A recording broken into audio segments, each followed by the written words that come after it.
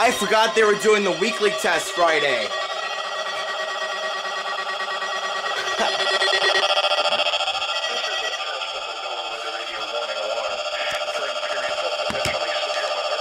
Special receivers are activated to warn of the impending hazard.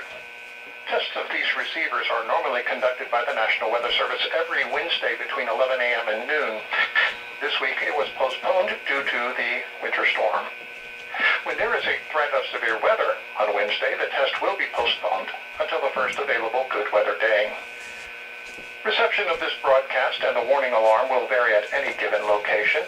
This variability, normally more noticeable at greater distances from the transmitter, will occur even though you are using a good quality receiver in perfect working condition.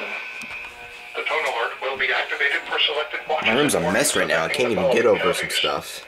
In Indiana, Porter, LaPorte, St. Joseph, Elkhart, LaGrange, Steuben, Stark, Marshall, Kosciuszko, Noble, Aspen can't focus.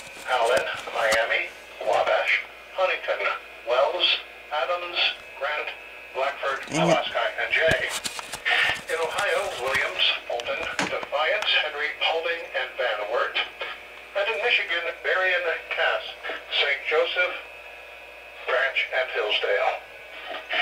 For more information, see our webpage at www.weather.gov/IWX and click on NOAA Weather Radio, found under the local information at the bottom of the page.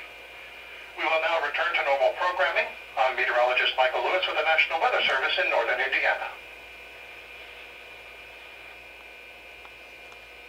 I love how IWX does live RWTs.